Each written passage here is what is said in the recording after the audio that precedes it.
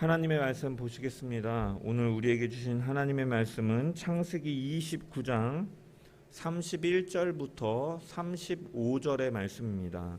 창세기 29장 31절부터 35절의 말씀입니다. 제가 가진 성경 구약 성경 43페이지에 있습니다. 창세기 29장 31절로 35절의 말씀입니다. 다 찾으신 줄 알고 제가 하나님의 말씀을 봉독합니다. 여호와께서 레아가 사랑받지 못함을 보시고 그의 태를 여셨으나 라헬은 자녀가 없었더라. 레아가 임신하여 아들을 낳고 그 이름을 루벤이라 하여 이르되 여호와께서 나의 괴로움을 돌보셨으니 이제는 내 남편이 나를 사랑하리로다 하였더라. 그가 다시 임신하여 아들을 낳고 이르되 여호와께서 내가 사랑받지 못함을 들으셨으므로 내게 이 아들도 주셨도다 하고 그의 이름을 시므온이라 하였으며 그가 또 임신하여 아들을 낳고 이르되 내가 그에게 새 아들을 낳았으니 내 남편이 지금부터 나와 연합하리로다 하고 그의 이름을 레위라 하였으며 그가 또 임신하여 아들을 낳고 이르되 내가 이제는 여호와를 찬송하리로다 하고 이로 말미암아 그가 그의 이름을 유다라 하였고 그의 출산이 멈추었더라. 아멘. 오늘도 말씀을 통한 주의 은혜와 평강이 저와 여러분 가운데 넘치기를 축원합니다.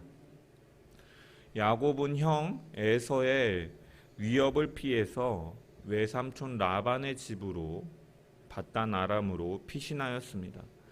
재물에 대한 욕심이 많았던 라반은 우물을 덮고 있는 그 큰 돌을 혼자 옮길 정도로 기운이 센 야곱의 노동력을 탐내어 외삼촌과 조카의 관계에서 이제 고용주와 고용인의 경제적인 관계로 강등시키고자 하였습니다.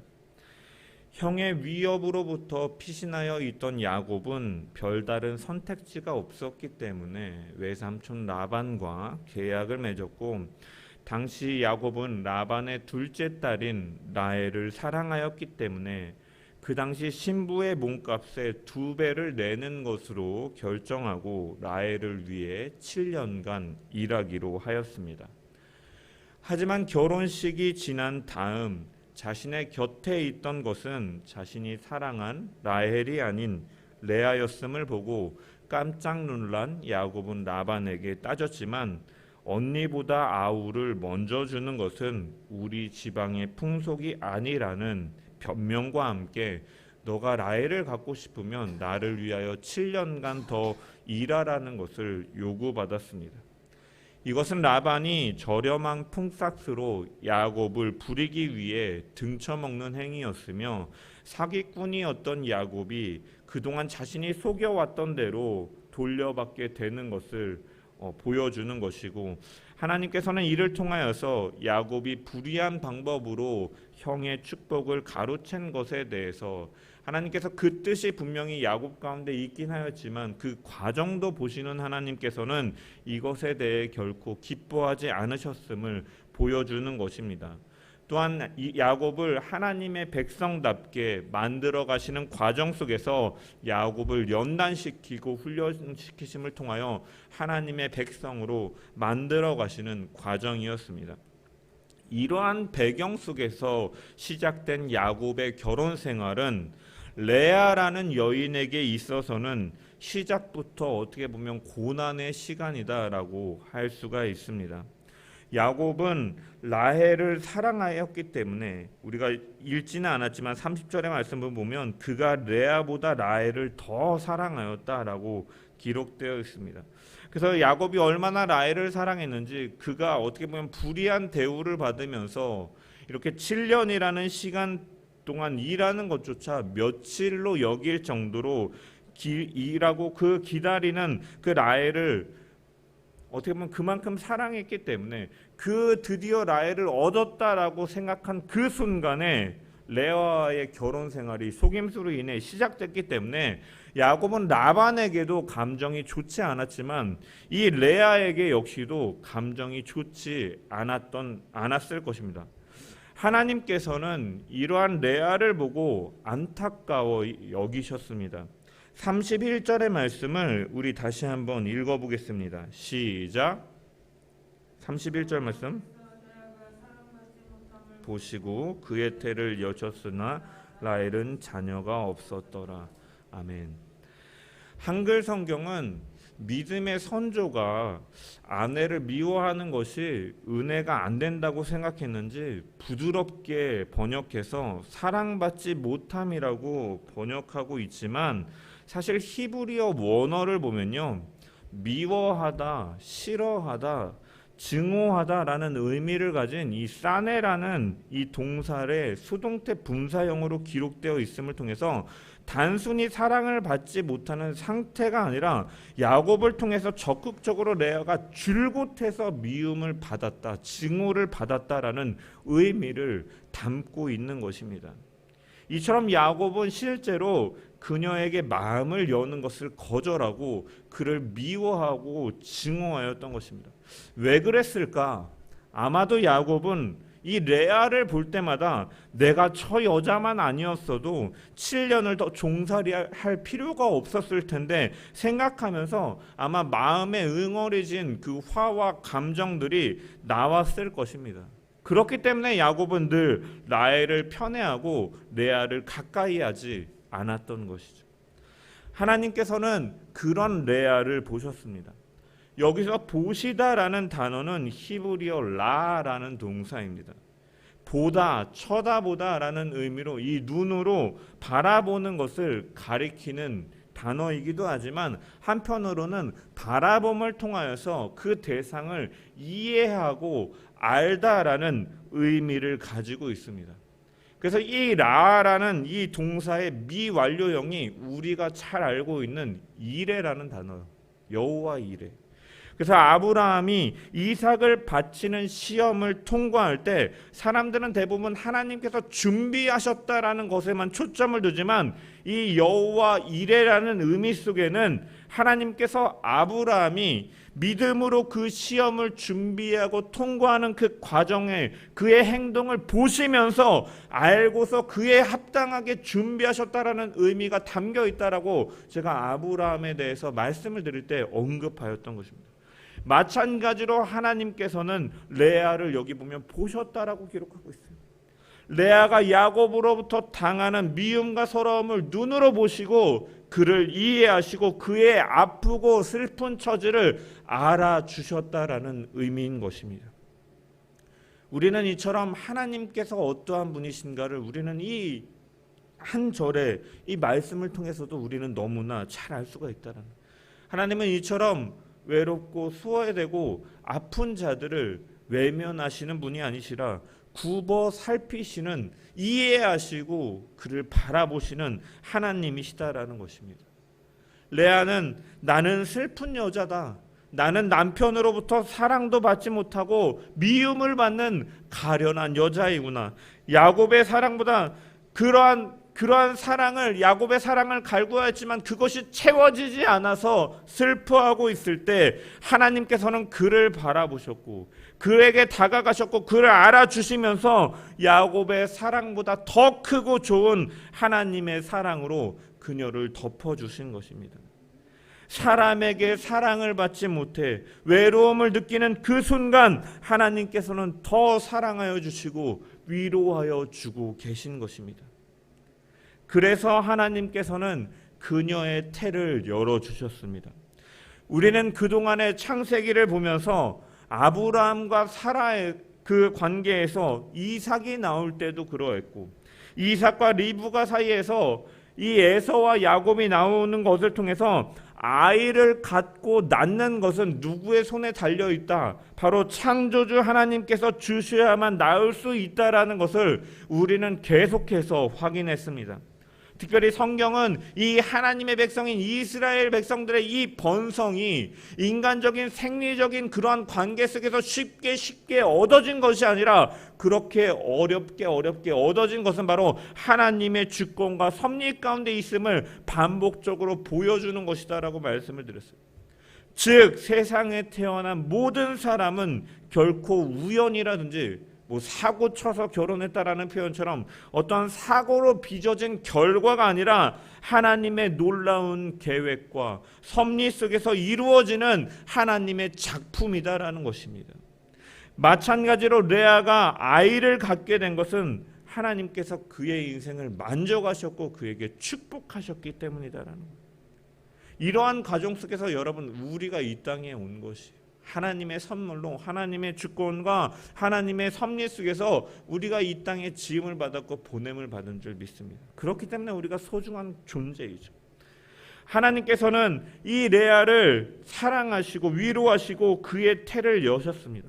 이 태를 여셨다라는 문장에서 여셨다라는 단어를 보면요, 히브리어 파타흐라는 단어인데 열다라는 뜻 외에도 어떠한 의미가 담겨 있냐면 꼬인 것을 풀다라는 의미가 담겨 있어요.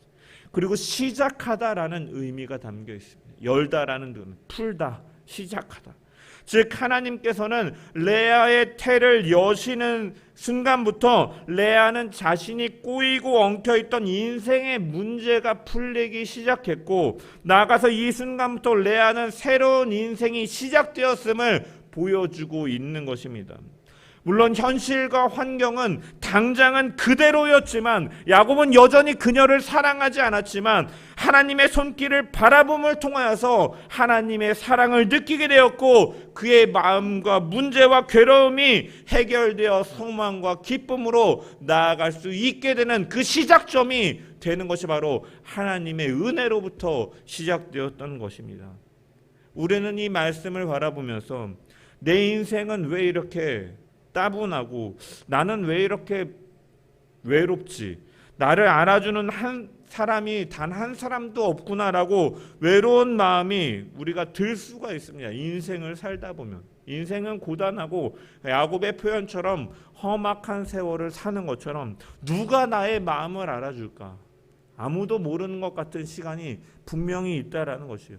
하지만 그러한 외롭고 고독하고 슬프고 아무도 나를 알아주지 못하는 것처럼 느껴지는 그 순간에도 하나님께서는 우리에게 너는 내 아들이라, 너는 내 딸이라, 내가 너를 보았다, 내가 너를 알고 있다, 내가 너를 채워주고 너의 그 꼬인 마음들을 내가 풀어주고 내가 위로해 주겠다 하면서 하나님께서 우리에게 그 마음이 그 순간에도 향하여 있음을 우리는 늘 기억하면서 오히려 세상 가운데서 우리가 때로는 외롭고 소외감을 느끼는 그 순간에도 오히려 기뻐하며 감사하는 저와 여러분 되기를 소망합니다. 바로 그때 하나님께서는 더 가까이 오셔서 여러분들을 사랑하여 주시고 위로하여 주시고 더 좋은 것으로 채워주실 줄 믿습니다.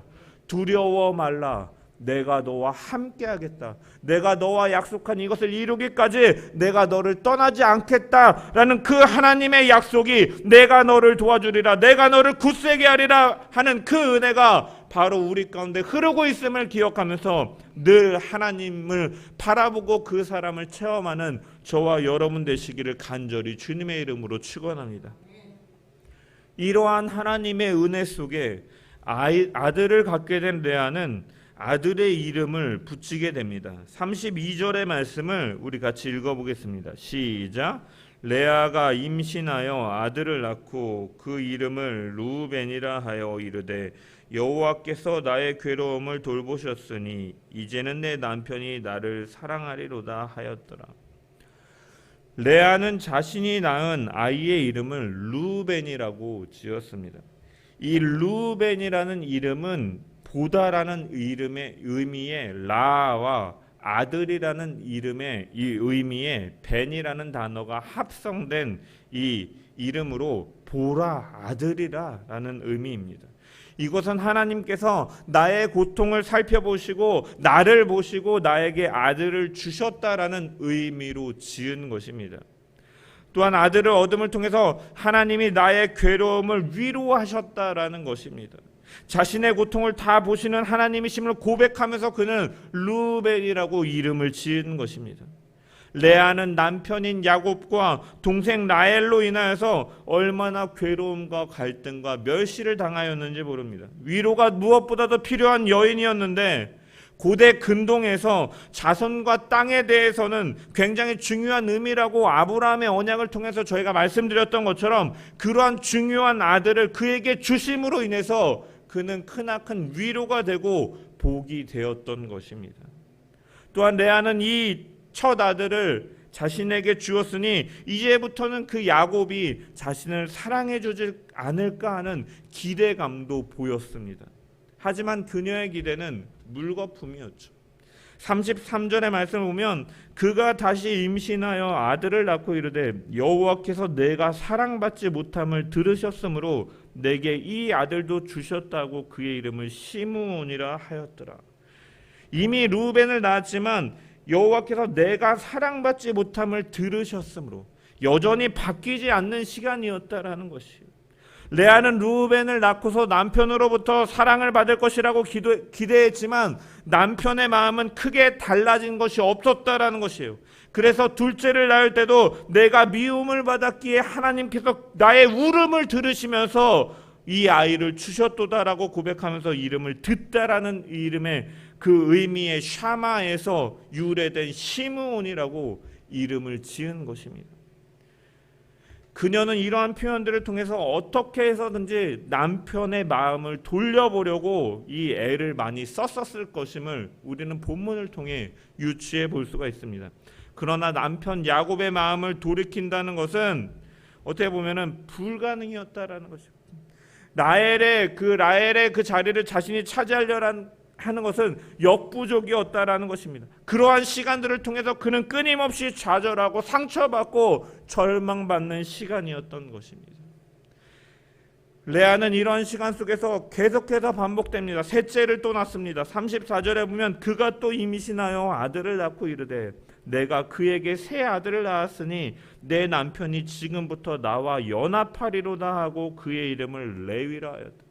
이제 셋째를 낳았으니까 이제 남편이 나를 좀 더 봐주겠지, 내가 그와 연합할 수 있겠지 라고 야곱과 뗄래야 뗄 수 없는 밀접한 부부관계가 되겠지라는 기대 속에서 그녀는 셋째 아들을 레위라고 지었지만 여러분 여전히 야곱의 마음은 레아에게 향하지 않는 것입니다.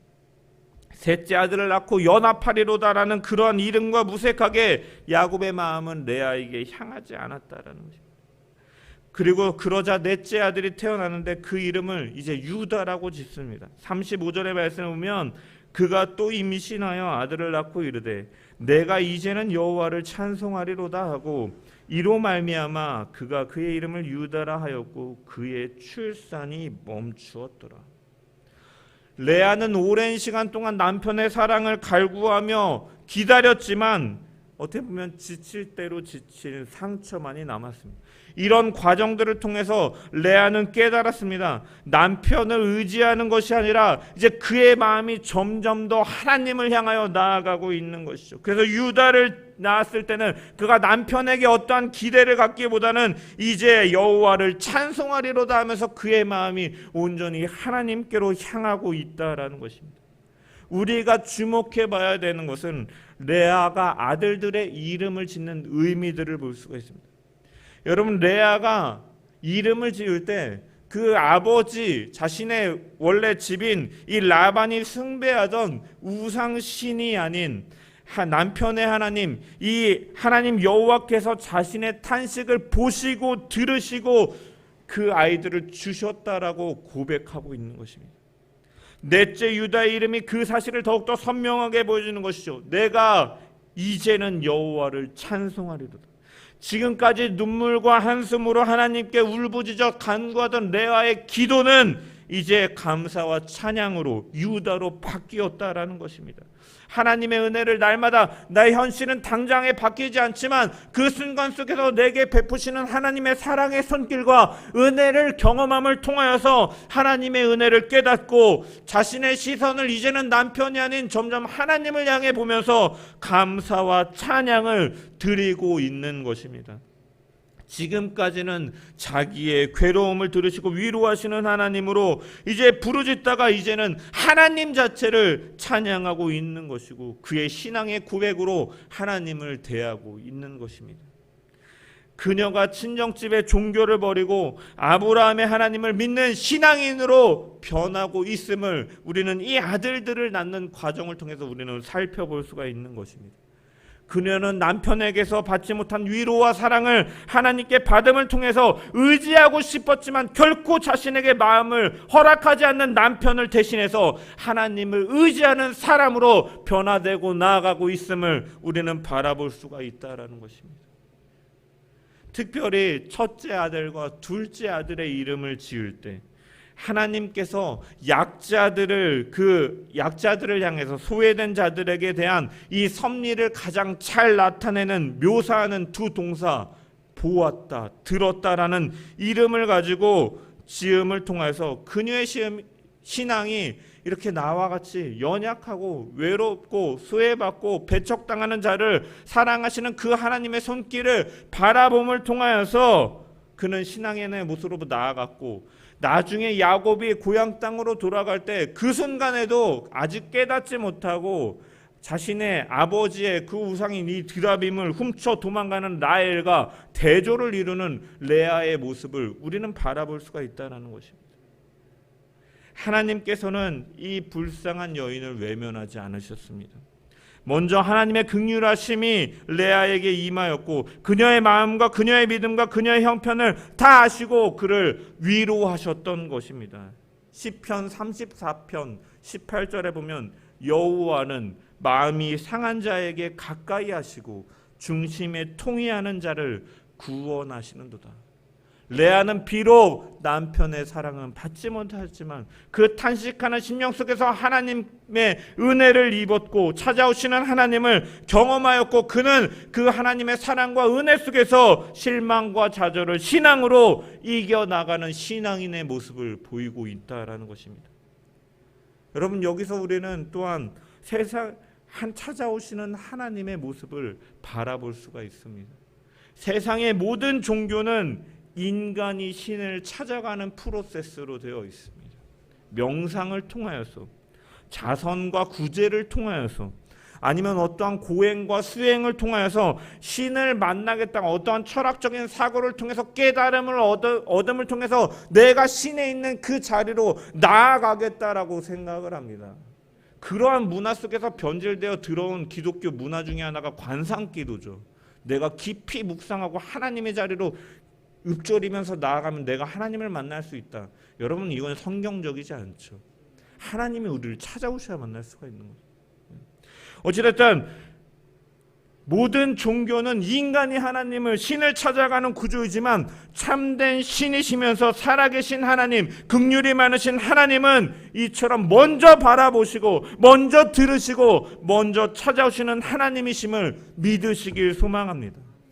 유한한 인간이, 한계가 있는 인간이 어떻게 신이라는 우월한 존재를 자신의 능력과 자신의 의지와 자신의 노력으로 찾아갈 수가 있겠습니까? 불가능하다라는 거예요.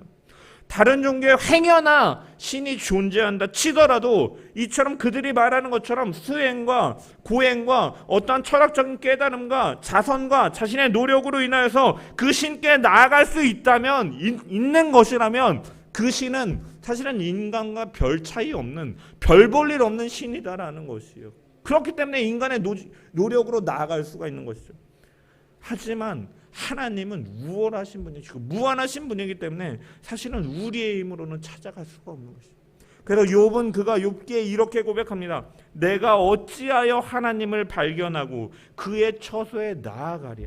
내가 앞으로 가도 그가 아니 계시고 뒤로 가도 보이지 아니하며 그가 왼쪽에서 일하시나 내가 만날 수 없고 그가 오른쪽으로 돌이키시나 배울 수가 없구나. 내가 보려고 하나님을 만나려고 내가 탄원하려고 그렇게 내 스스로 찾았지만 하나님을 만날 수 없었다는 거예요.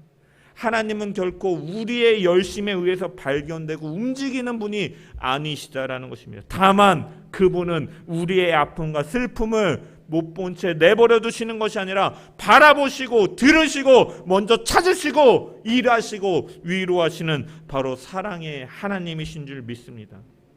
오늘 본문의 레아처럼 남편으로부터 세상으로부터 무시당하고 버림받을지라 할지라도 늘 하나님의 사랑이 저와 여러분을 향하여 있음을 기억하길 소망합니다. 그리고 그 주님을 의지하면 우리는 새 힘을 얻게 될 줄 믿습니다. 하나님께서는 레아를 외면하지 않으시고 레아의 기도를 들으시고 레아의 태를 여시며 하나님은 그녀를 축복하셨습니다. 여러분, 사실 레아는요, 인간적인 눈으로 볼 때도 동생 라헬보다 모든 면에서 사실은 뒤떨어지는 여성이에요. 야곱은 이 라헬의 미모가 얼마나 월등했든지 이 우물가에서 그녀를 보자마자 한눈에 반하여서 이 라헬을 얻기 위해서 14년이라는 시간 동안 남들의 4배를 몸값을 주면서 그녀를 얻기 위해서 노력할 정도로 이 라헬은 아마도 정말 외모가 뛰어났던 여성인 것 같습니다. 이에 비해 레아는 그야말로 원하지 않던 여성, 편의점 가서 어떠한 음료를 하나 사면 하나를 더 덤으로 껴주는 것처럼 1+1처럼 여겨지는 여성이었다라는 것이. 성경은 창세기 29장 17절에 보면은 레아가 시력이 약했다라고 기록되어 있어요. 그리고 그에 비해서 라헬은 곱고 알이 떠었다라고 기록돼요. 여러분, 시력이 약했다라는 것은요, 그 당시에 이 살림을 해야 되는 여성은요, 시력이 약하다는 것은 치명적이에요. 모든 동작과 반응이 굼뜰 수밖에 없고 실수할 수밖에 없다라는 것이에요. 모든 일을 하든지 간에 실수가 이루어질 수밖에 없다라는 것이에요. 또 눈이 어둡기 때문에 여러분 잘 보려고 하면 어떻게 돼요? 인상이 어떻게 변합니까? 미간이 찌푸려지잖아요. 잘 보기 위해서 늘 인상을 찌푸릴 수밖에 없었다라는 거예요. 라헬은 곱고 아리따운 데만 해서 레아는요, 늘 눈이 어둡기 때문에 잘 보기 위해서 표정이 밝을 수도 없고 매력도 없는 존재다라는 거예요. 우리가 잘 웃는 사람이 매력이 있게 느껴지잖아요. 그러한 여성이었다라는 거예요. 하지만 하나님께서는 그를 긍휼히 여기셔서 그 당시에 축복인 자녀를 많이 낳게 하셨다. 라헬은 모든 것을 다 가진 것 같았지만 아들을 낳지 못하는 인고의 시간을 보냈고 시간을 통해서 요셉을 느지막이 갖게 되었고 베냐민을 낳다가 그는 죽고 말았습니다. 하지만 남편으로부터 사랑을 받지 못하던 레아는 하나님의 축복 속에서 많은 아들들을 낳게 되는 것이죠. 우리가 다 읽지는 않았지만 이 뒤에 나오는 부분들을 보면 이후에 나오는 이 비라, 이 종을 통해서 단과 납달리를 낳고, 이것을 본 레아는 또한 실바를 주므로 갓과 아셀을 낳고, 이어서 합한체를 통해서 레아가 이사갈과 스불론을 낳고, 라헬이 요셉과 베냐민을 통해서 이제 12명의 아들들을 야곱이 갖게 되는데, 이것은 이스라엘의 12지파를 이루는 중요한 사건이죠.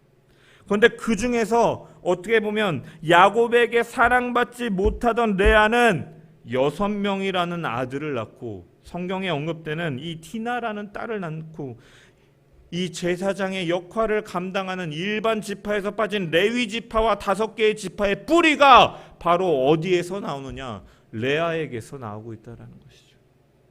레아의 셋째 아들 레위는 하나님의 거룩한 성전에서 하나님을 섬기며 제사장의 직분을 감당하는 지파로 사용되는 것을 보게 됩니다. 그뿐만이 아니라 라헬은 베들레헴으로 이제 돌아가는 길에서 베냐민을 낳다가 죽어서 객지에서 장사되었다라고 성경이 기록하고 있는데 반해 레아는 야곱이 자기 아들들에게 유언하는 내용을 통해서 창세기 49장에 보면 이 굴은 가나안 땅 마므레 앞 막벨라 밭에 있는 것이라. 아브라함이 헷사람 에브론에게서 밭과 함께 사서 그의 매장지를 삼았으므로 아브라함과 그의 아내 사라가 거기 장사되었고 이삭과 그의 아내 리브가도 거기 장사되었으며 나도 레아를 그곳에 장사하였더라. 나도 레아를 그곳에 장사하였더라. 레아는 말년에 믿음의 선조들의 묘지에 함께 장사되었다라고 야곱이 말을 하고 있다는 거예요. 이것은 무엇을 의미합니까? 존경받는 믿음의 집안의 어머니로서 그가 인정받았음을 표현하고 있는 것이죠. 또한 아들 유다는 여러분 이스라엘 12지파 가운데 가장 강한 지파가 되었고, 여러분 가장 중요한 그 후손에서 다윗이 나오고, 이 다윗의 후손으로 바로 마침내 하나님의 메시아가 이 땅 가운데 오시는 놀라운 일들이 나타나게 되는 것이죠. 하나님은 레아에게 제사장 지파의 조상을 낳는 어머니가 되는 축복을 주실 뿐만이 아니라 인류를 구원할 메시아가 태어나는 지파의 조상인 유다를 낳게 하고 계시다라는 것입니다. 인간적으로 보잘것없는 레아에게 인간이 취할 수 있는 가장 큰 영광과 축복을 역전시켜서 반전시켜서 하나님께서는 레아에게 주고 계신 것을 우리는 성경을 통하여 발견할 수가 있습니다. 야곱은 라헬을 사랑했지만 하나님은 레아를 더 사랑하셨습니다. 그것은 레아의 신앙 때문인 것이죠. 레아는 남편의 사랑을 받지 못했지만 하나님의 세심한 사랑과 보살핌을 받았던 것입니다. 이 여인은 남편의 사랑을 받지 못하고 한 세월 불행한 여인처럼 보이지만, 인간적인 눈으로는 그렇게 보이지만 신앙적인 눈으로 봤을 때 이 여인은 세상에서 더 없는 존귀한 여인 중에 한 사람으로 그가 사용되는 것을 바라보면서, 여러분은 누구의 사랑을 받기를 원하십니까? 누구의 사랑을 갈급하며 살아가기를 원하십니까? 이 땅에서의 사랑과 이 땅에서의 인정을 받기를 원하며 살아가고 계십니까? 아니면 하나님의 사랑과 인정을 받으며 하나님의 축복을 받으며 살기를 원하십니까? 우리는 레아와 같은 자들 되기를 주님의 이름으로 축원합니다. 때로는 신앙의 길을 걸어가면서 세상으로부터 인정을 받지 못하고 소외받지 못한다 할지라도 굽어 살피시고 역전시키시고 이해하시고 위로하시는 그 사랑의 하나님의 그 손길을 바라보면서 레아와 같이 신앙의 길을 묵묵히 걸어감을 통하여 그 날에 하나님께서 인정하시는 그 축복이, 하나님의 그 상급이 저와 여러분 가운데 넘치는 저와 여러분 되기를 소망합니다. 그리하여서 그것을 바라보며 이 땅에서 때로는 고난하고 험난하다 할지라도 내가 이제는 여호와를 찬송하리로다 하는 그 찬양과 고백이 늘 우리의 삶 가운데 나타나는 저와 여러분 되시기를 주님의 이름으로 간절히 축원합니다.